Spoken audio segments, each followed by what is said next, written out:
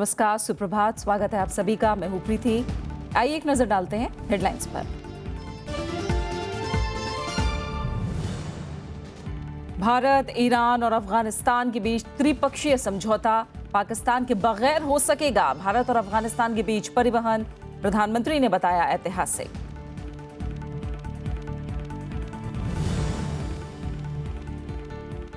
सर्बानंद सोनोवाल आज लेंगे असम के मुख्यमंत्री पद की शपथ। प्रधानमंत्री समेत कई केंद्रीय मंत्री करेंगे शिरकत। केरल में राज्यपाल ने दिया पी विजयन को सरकार बनाने का न्योता।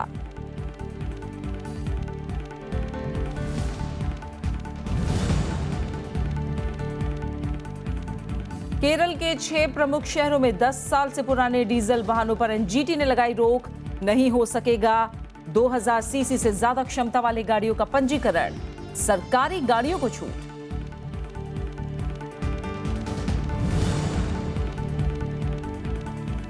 दिल्ली में ब्रेड के ज्यादातर ब्रांड में मिले कैंसर पैदा करने वाले रसायन। सीएससी ने किया पोटेशियम ब्रोमेट और पोटेशियम आयोडेट मिलने का दावा। केंद्र सरकार ने दिए जांच के आदेश।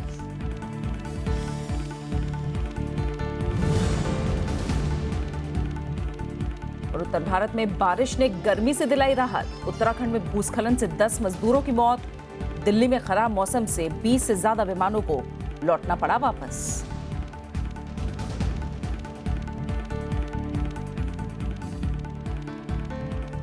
और बुलेटिन की शुरुआत करते हैं प्रधानमंत्री के ईरान दौरे से जुड़ी अहम खबरों के साथ।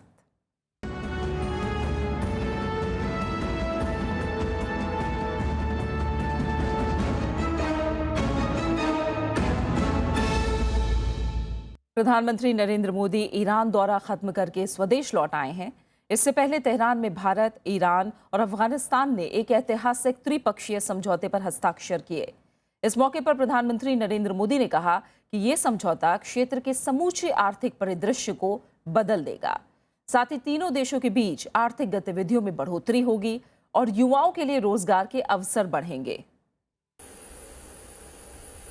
प्रधानमंत्री नरेंद्र मोदी 2 दिनों की ईरान यात्रा के बाद देर रात दिल्ली लौट आए। उन्होंने ट्वीट कर कहा कि ईरान दौरे का दोनों राष्ट्रों के संबंधों पर सकारात्मक असर होगा।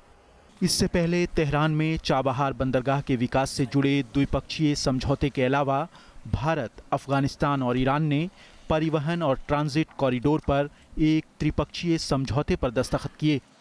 प्रधानमंत्री नरेंद्र मोदी ने इस समझौते को ऐतिहासिक बताया।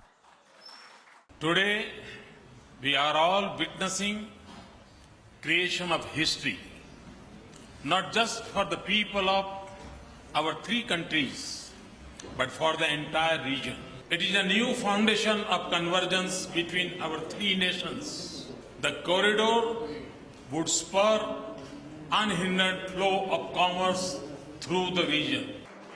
ईरान में स्थित चाबहार से भारत के लिए अफगानिस्तान का एक रास्ता मिलेगा, जिसमें पाकिस्तान से होकर जाने की जरूरत नहीं होगी। समझौते को तीनों देशों के बीच रिश्तों का बसंत करार देते हुए हसन रूहानी ने कहा कि ये किसी देश के खिलाफ नहीं है। तो राष्ट्रपति अशरफ गनी ने अफगानिस्तान की स्थिरता पर भरोसा जताने के लिए सभी का शुक्रिया अदा किया। I thank them because they believe that Afghanistan is going to be stable and they are wagering on our stability, not on our destruction. تصمیم امروز و توافق امروز بر علیه هیچ کشوری نخواهد بود و اونچه فعالیت 3 کشور هست به نفع کل منطقه و به ویژه به نفع صلح و ثبات منطقه خواهد بود. त्रिपक्षीय समझौते से पहले प्रधानमंत्री नरेंद्र मोदी ने तेहरान में अफगान राष्ट्रपति अशरफ गनी से मुलाकात की। कुर्बान अली, राज्यसभा टीवी, तेहरान।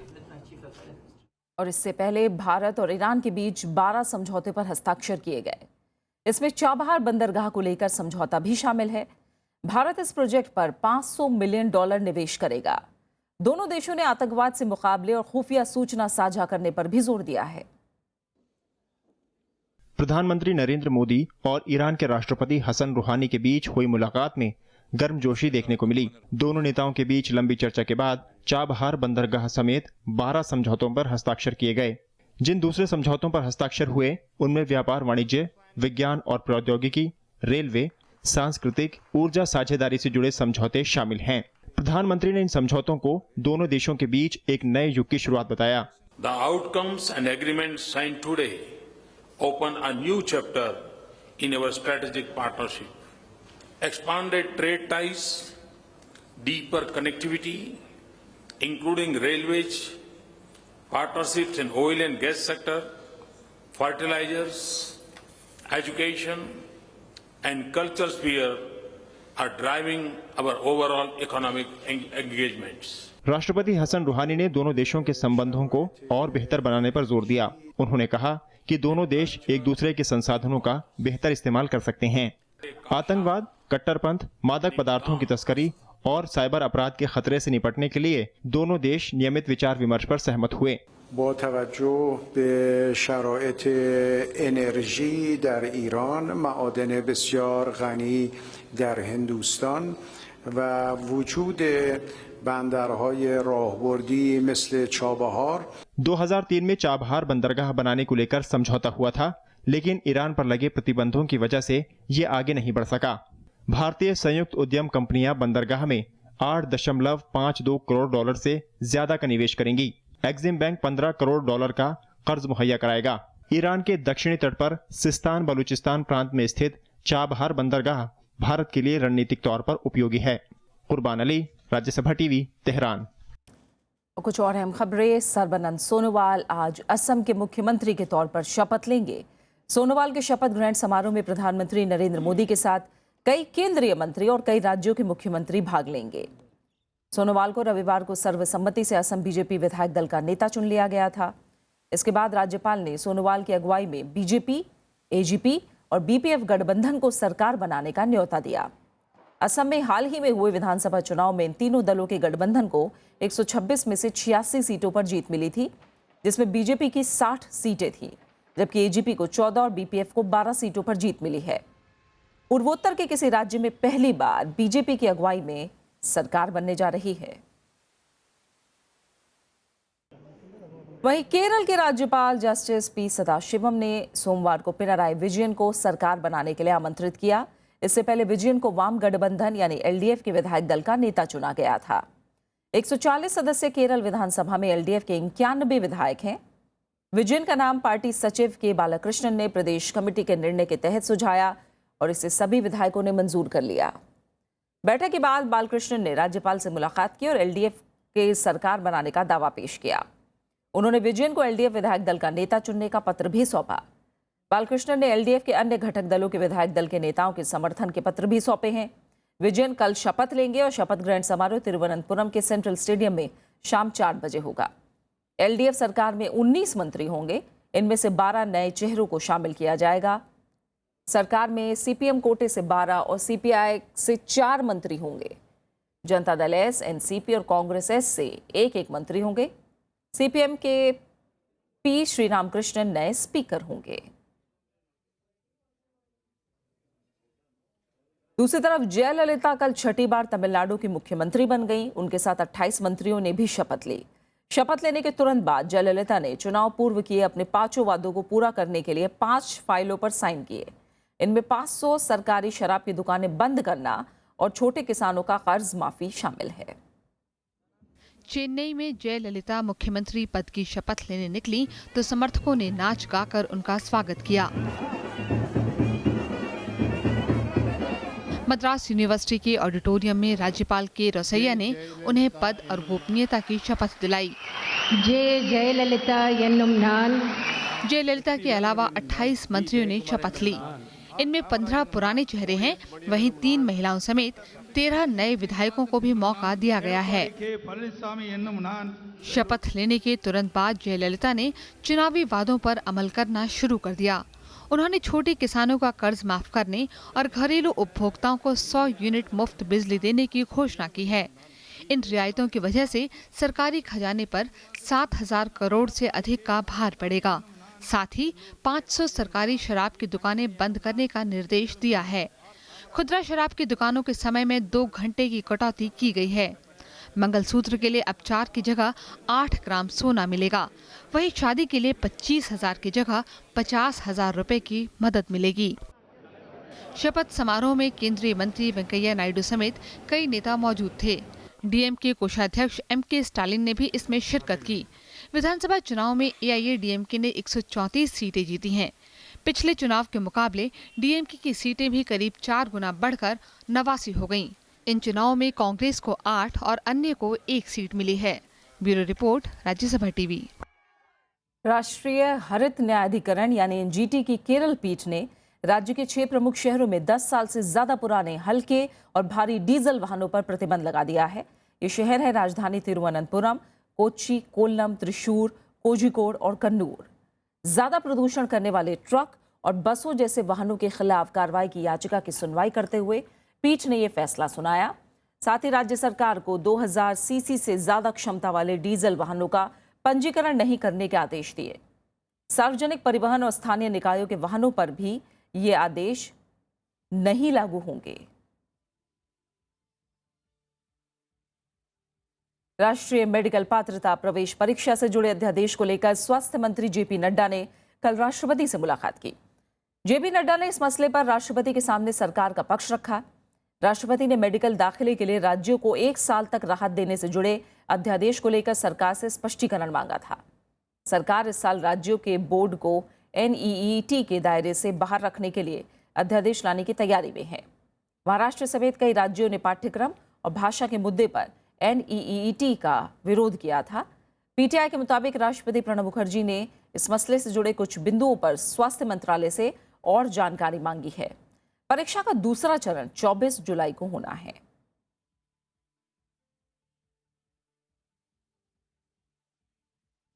दिल्ली के ज्यादातर ब्रांडेड ब्रेड में ऐसे रसायन पाए गए हैं जो कैंसर के लिए जिम्मेदार होते हैं।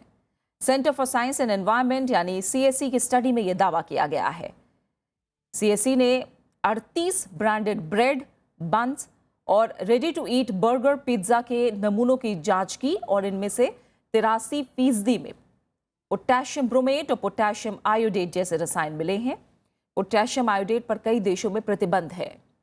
सीएसई ने food safety and standards authority of India को इन केमिकल के उपयोग पर तुरंत रोक लगाने का सुझाव दिया है। सरकार ने भी संबंधित अधिकारियों को जांच के निर्देश दिए हैं। मैंने अपने अधिकारियों को कहा है कि इसकी तुरंत जांच की जाए। एफएसएसएआई इस विषय को देख रही है। मैं ज़रूर ये कहना चाहूँगा कि इसमें पैनिक होने की ज़रूरत नहीं है और इसमें घबराने की ज़रूरत नहीं है। बहुत जल्द सरकार इसकी डिटेल्स को देख करके जो भी इसमें उचित कदम उठाने को होगा वो हम उठाएंगे।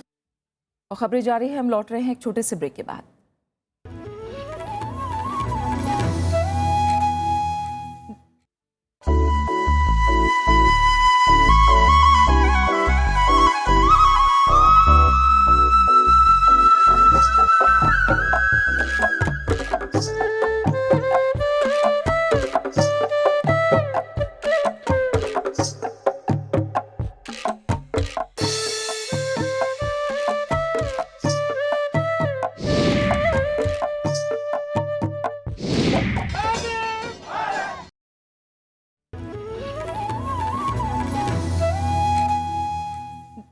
जम्मू कश्मीर की राजधानी श्रीनगर के महाराजा बाजार इलाके में सुरक्षा बलों ने देर रात 2 जैश आतंकियों को मार गिराया। पुलिस के मुताबिक आतंकियों की मौजूदगी की सटीक सूचना के बाद तलाशी अभियान शुरू किया गया। इसी दौरान सुरक्षा बलों और आतंकियों के बीच गोलीबारी शुरू हो गई। मारे गए आतंकियों में से एक की शिनाख्त कुख्यात आतंकी सैफुल्लाह के तौर पर हुई है, जबकि दूसरे की पहचान नहीं हो पाई है। और इससे पहले जम्मू कश्मीर के श्रीनगर में कल अलग अलग जगहों पर 2 आतंकी हमले हुए। पहला हमला श्रीनगर के जदीबल में हुआ, जहां 2 पुलिसकर्मी शहीद हो गए, जबकि दूसरा हमला तंगपुरा में हुआ है। इसमें 1 पुलिसकर्मी शहीद हो गया। राज्य के हालात पर केंद्र नजर बनाए हुए है। श्रीनगर में पुलिस बलों पर हुए हमले के बाद सुरक्षा कड़ी कर दी गई है। आतंकवादियों ने 2 अलग अलग जगहों पर पुलिस को निशाना बनाया। इन दोनों घटनाओं में 3 पुलिसकर्मी शहीद हो गए, जबकि आतंकी भागने में कामयाब रहे। श्रीनगर में हुए हमले से जहां लोग दहशत में हैं, वहीं सुरक्षा बलों ने चौकसी बढ़ा दी है। एक बहुत दुख की बात है कि शहर के अंदर पुलिस वालों पर अटैक किया गया। मैं आपको ये यकीन दिलाना चाहता हूं कि फौज, पुलिस और बाकी एजेंसियां, हम सब मिल के मुस्तैदी से तैयार हैं ऐसे कोई भी हमले और ऐसे कोई भी थ्रेट को नकारा करने के लिए। जम्मू कश्मीर के ताज़ा हालात पर केंद्र सरकार भी नजर बनाए हुए है। जहाँ तक हमारी जानकारी है और गृह मंत्री जी और गृह मंत्रालय इसका संज्ञान लिए हुए हैं सारे घटनाक्रम का, और ये आश्वस्त करवाया गया है कि हर प्रकार की परिस्थिति से निपटने के लिए हमारी सुरक्षा सेनाएं, सुरक्षा एजेंसीज सक्षम हैं। हमले की जिम्मेदारी हिजबुल मुजाहिदीन ने ली है। लंबे समय के बाद श्रीनगर में ऐसी घटनाएं हुई हैं। पुलिस शहर के कुछ इलाकों में नाकेबंदी कर आतंकियों की तलाश में जुटी है। Bureau report, Rajya Sabha TV. केंद्रीय विद्यालयों में शिक्षकों की 10,000 से ज्यादा पद खाली हैं, जिसका सीधा असर इनकी गुणवत्ता पर पड़ रहा है। इस मुद्दे पर विपक्ष सरकार पर लापरवाही का आरोप लगा रहा है, जबकि सरकार का कहना है कि वो रिक्त पदों को भरने की कोशिश कर रही है। देश भर में फैले 1,000 से ज्यादा केंद्रीय विद्यालय शिक्षकों की भारी कमी से जूझ रहे हैं। शिक्षकों की 10,000 से ज्यादा जगहें खाली पड़ी हैं। विपक्ष का आरोप है कि सरकार जानबूझकर स्कूली शिक्षा की अनदेखी कर रही है और केंद्रीय विद्यालय सरकार की अनदेखी का शिकार बन रहे हैं। उन्हें तत्काल भरा जाना चाहिए। जो पद सृजित हैं, जिन पदों पे लोग काम करना चाहिए, अगर नहीं करेंगे तो नेचुरली वर्क कल्चर है, लॉस होगा और सामान्य जनता इसका शिकार बनेगी। केंद्रीय विद्यालयों में शिक्षकों के कुल 45,057 स्वीकृत पद हैं। 1 अप्रैल 2016 को इनमें से 10,644 पद खाली पड़े थे। इनमें प्रधानाचार्य पद की 252 रिक्तियां और उप प्रधानाचार्य पद की 133 रिक्तियां शामिल हैं। इस मुद्दे पर बजट सत्र के दौरान राज्यसभा में एक सवाल भी पूछा गया था। प्रश्नकाल में पूछे गए सवाल के जवाब में सरकार ने कहा है कि वो खाली पदों को जल्द भरने की कोशिश कर रही है। जब तक शिक्षक नहीं होंगे तब तक मैं मानता हूँ कि जो पढ़ाई होनी चाहिए वो शिक्षकों के अभाव में पढ़ाई बाधित हो रही है।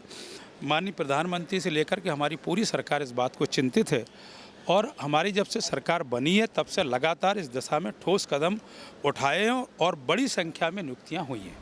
केंद्रीय विद्यालयों में इस वक्त करीब 11.25 लाख छात्र पढ़ रहे हैं। इन स्कूलों में शिक्षकों की कमी से न सिर्फ छात्रों के भविष्य पर बुरा असर पड़ रहा है, बल्कि केंद्रीय विद्यालय खोलने की सरकार की मूल भावना भी प्रभावित हो रही है। कृति मिश्रा, राज्यसभा टीवी। भारत ने कल स्वदेशी स्पेस शटल का परीक्षण करके अंतरिक्ष के क्षेत्र में एक और कामयाबी हासिल की। इसरो ने RLV यानी फिर से इस्तेमाल किए जा सकने वाले प्रक्षेपण यान के पहले प्रौद्योगिकी प्रदर्शन का सफल प्रक्षेपण किया। राष्ट्रपति, उपराष्ट्रपति और प्रधानमंत्री नरेंद्र मोदी ने इसरो के वैज्ञानिकों को उनकी कामयाबी पर बधाई दी है। श्रीहरिकोटा से सुबह 7 बजे जैसे ही RLV-TD यान ने उड़ान भरी, इसरो ने अंतरिक्ष विज्ञान के क्षेत्र में एक नई इबारत लिख दी। पूरी तरह से स्वदेशी तकनीक वाला ये अंतरिक्ष यान पृथ्वी की कक्षा में उपग्रहों को प्रक्षेपित कर फिर वापस लौटने में सक्षम है। इसरो ने इस परीक्षण को सफल बताया है। इसरो के पूर्व अध्यक्ष जी माधवन नायर का कहना है कि इस कामयाबी से आने वाले समय में अंतरिक्ष उड़ानों पर होने वाले खर्च में काफी कमी आएगी। We can recover these modules and reuse. Then it is going to have a significant improvement in the cost reduction program. Such a cost reduction is a must for future launches, for human space flight or creating space platforms and so on. पंखों से lace RLV-TD यान ने उड़ान भरने और वापस आने में करीब 10 मिनट का समय लिया। बंगाल की खाड़ी में तट से करीब 500 किलोमीटर की दूरी पर ये यान सुरक्षित उतरा। 6.5 मीटर लंबा और 175 टन वजनी ये यान असल प्रक्षेपण यान का छोटा प्रारूप है। अगर हम लोग अमेरिका और रशिया के जो स्पेस शटल जो प्रोग्राम थे उसके साथ कंपैरिजन करते हैं तो अभी ये हमारा बिल्कुल एक एक्सपेरिमेंटल स्टेज में है। हमें फुल स्केल मॉडल हम लोगों ने फुल स्केल साइज़ में नहीं किया, लेकिन इस बात में हम लोग सक्सेस पे खुश हो सकते हैं कि हम ही वो एक कंट्री है जो स्पेस शटल प्रोग्राम पे इस समय काम कर रही है। राष्ट्रपति प्रणब मुखर्जी, उपराष्ट्रपति मोहम्मद हामिद अंसारी और प्रधानमंत्री नरेंद्र मोदी ने वैज्ञानिकों को बधाई दी है। And the most glorifying feature of this is that the entire experiment was developed indigenously, which is, I think, a glorious inspiration from Prime Minister Shri Narendra Modi's Make in India mission. हालांकि फिर से इस्तेमाल होने वाले rocket के विकास की दिशा में ये एक शुरुआती कदम है। इसके अंतिम प्रारूप के विकास में 10 से 15 साल लग सकते हैं। आने वाले समय में रीयूजेबल लॉन्च व्हीकल की मदद से अंतरिक्ष अभियान खर्च को 10 गुना तक कम किया जा सकेगा। साथ ही इसका इस्तेमाल अंतरिक्ष में मानव मिशन में किया जा सकेगा। अरुणा ठाकुर, राज्यसभा टीवी। अब बात मौसम से जुड़ी खबरों की करते हैं। राजधानी दिल्ली समेत देश के कई भागों में सोमवार से रुक रुक कर हो रही लगातार बारिश ने जनजीवन अस्त व्यस्त कर दिया। कोलकाता समेत कई शहरों में सड़कों पर पानी जमा हो गया। आंधी, बारिश और भूस्खलन में देश में करीब 20 लोगों की मौत हुई है। हालांकि बारिश से तापमान नीचे आ गया और लोगों को गर्मी से राहत मिली। राजधानी दिल्ली में सोमवार को दिन की शुरुआत सूरज की तपिश के साथ हुई और दोपहर होते होते तापमान 42 डिग्री को पार कर गया। लेकिन दोपहर बाद अचानक तेज आंधी और उसके बाद शुरू हुई बारिश ने मौसम का मिजाज बदल दिया। दिल्ली के अलावा देश के कई राज्यों में सोमवार को तेज बारिश हुई। बारिश के बाद तापमान में 8 से 10 डिग्री तक की कमी आई और गर्मी से जूझ रहे लोगों ने राहत की सांस ली। सुबह तो यहाँ बहुत गर्मी थी, उमस हो रही थी और तेज धूप निकल रही थी, लेकिन अचानक मौसम ऐसा हुआ कि मज़ा आ गया। एकदम ओले, बरसात और ठंडक हवा में। लेकिन आंधी, बारिश और भूस्खलन ने कई जगह तबाही मचाई। जगह जगह पेड़ गिरने, खंबे उखड़ने और इमारत गिरने से कई लोग मारे गए। नोएडा में सिर पर भारी साइन बोर्ड गिरने से एक व्यक्ति की मौत हो गई। उत्तराखंड के चरकाता में भूस्खलन से 11 नेपाली मजदूर मारे गए। बिहार के पश्चिमी चंपारण में आंधी में 3 लोगों की मौत हो गई। कोलकाता में 2 अलग अलग हादसों में 2 लोग मारे गए जबकि कई घायल हो गए। Due to heavy rain, a portion of the building has collapsed, and a woman has died, and some people are also injured in this accident. भारी बारिश और आंधी का असर रेल, सड़क और हवाई यातायात पर भी पड़ा। राजधानी दिल्ली और कोलकाता समेत कई शहरों में सड़कों पर पानी भरने से लंबे जाम लगे। गतिमान एक्सप्रेस समेत कई रेलगाड़ियां देरी से चली। 20 से ज्यादा उड़ानें रद्द कर दी गईं, जबकि कई उड़ानों का रास्ता बदलना पड़ा। 396 इंडिगो की फ्लाइट जो है वो कोयम्बटूर से सही टाइम से चली है और हम वेट कर रहे हैं पैसेंजर का। यहाँ पर डिस्प्ले शो कर रहा है कि 11:30 पे वो लैंड कर गई है। 10 बजे अराइवल टाइम था, बट वेयर एल्स वो इंदौर लैंड कर गई। मौसम के पश्चिमी तंत्र में गड़बड़ी के चलते उत्तर भारत में आंधी के साथ तेज बारिशें हुई हैं। मौसम विभाग के मुताबिक अगले 2 दिन में देश के कई हिस्सों में मौसम खुशगवार रहेगा। Bureau report, Rajya Sabha TV. कुछ अहम अंतर्राष्ट्रीय खबरें। सीरिया की सरकार ने आरोप लगाया है कि लताकिया प्रांत 2 शहरों में हुए सिलसिलेवार बम हमलों के पीछे तुर्की, कतर और सऊदी अरब का हाथ है। सरकार के मुताबिक ये हमले शांति स्थापित करने की कोशिशों को रोकने के इरादे से कराए गए हैं। हालांकि इन हमलों की जिम्मेदारी आतंकी संगठन इस्लामिक स्टेट ने ली है। तारतौस और जबलेह शहरों में कल हुए सिलसिलेवार धमाकों में करीब 150 लोगों के मारे जाने की खबर है। दोनों शहरों पर राष्ट्रपति बशर अल असद की सेनाओं का कब्जा है। 2011 में सीरिया में संघर्ष शुरू होने के बाद इन शहरों पर यह सबसे घातक हमला है। और उधर यमन का अदन शहर कल एक बार फिर आतंकवादी हमलों से दहल उठा। यहां हुए 2 आत्मघाती हमलों में 50 से ज्यादा लोग मारे गए हैं। आत्मघाती हमलावरों ने सेना में भर्ती होने के लिए आए जवानों को निशाना बनाकर यह हमला किया। इस दौरान दूसरे हमलावर ने फौजी कमांडर के घर के बाहर ठहरे जवानों को निशाना बनाया। मरने वालों में ज्यादातर नौजवान शामिल हैं। सेना ने पूरे इलाके को घेर लिया है। फिलहाल सर्च ऑपरेशन जारी है। हमले में घायल हुए लोगों को इलाज के लिए अस्पताल में भर्ती कराया गया है। हमले की जिम्मेदारी आतंकी संगठन IS ने ली है। यमन पिछले 2 साल से हिंसा की चपेट में है। पेरू में पारे के अनाधिकृत खनन की वजह से फैले प्रदूषण से निपटने के लिए 60 दिन की इमरजेंसी का ऐलान किया गया है। अनाधिकृत माइनिंग से जुड़े लोग पेरू में हर साल करीब 40 टन पारा अमेजोनियन नदी में बहा देते हैं। इससे करीब 1 लाख हेक्टेयर जंगल नष्ट हो गए हैं। इससे निपटने के लिए अमेजोनियन नदी के किनारे पर बसे 11 जिलों में आपातकाल लगा दिया गया है।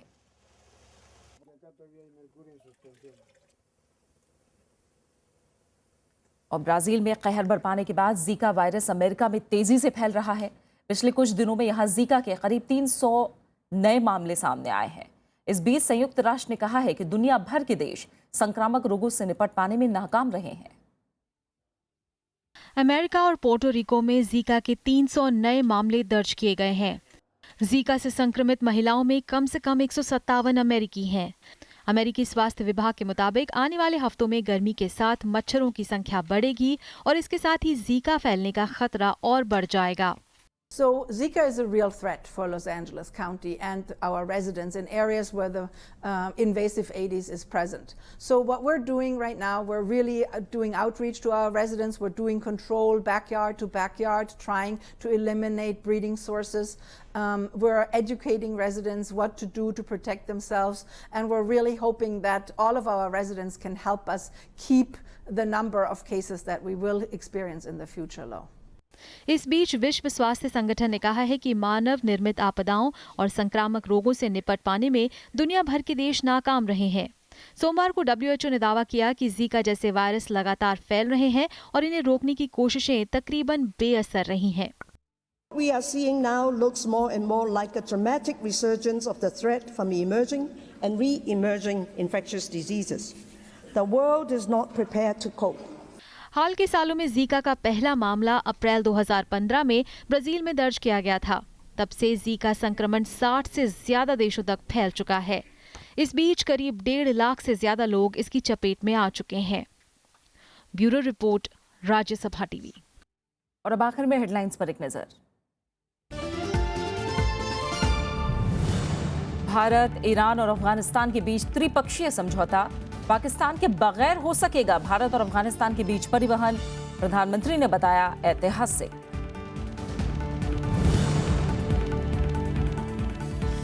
सर्बानंद सोनोवाल आज लेंगे असम के मुख्यमंत्री पद की शपथ। प्रधानमंत्री समेत कई केंद्रीय मंत्री करेंगे शिरकत। केरल में राज्यपाल ने दिया पी विजयन को सरकार बनाने का न्योता।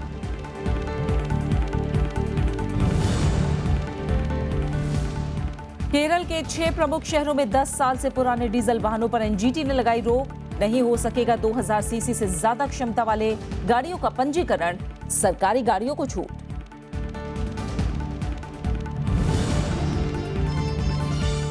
दिल्ली में ब्रेड के ज्यादातर ब्रांड में मिले कैंसर पैदा करने वाले रसायन। सीएसई ने किया पोटेशियम ब्रोमेट और पोटेशियम आयोडेट मिलने का दावा। केंद्र सरकार ने दिए जांच के आदेश।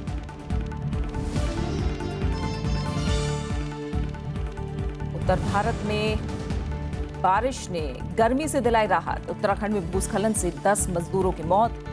दिल्ली में खराब मौसम से 20 से ज्यादा विमानों को लौटना पड़ा वापस। फिलहाल इस बुलेटिन में इतना ही। आगे देखिए देश देशांतर।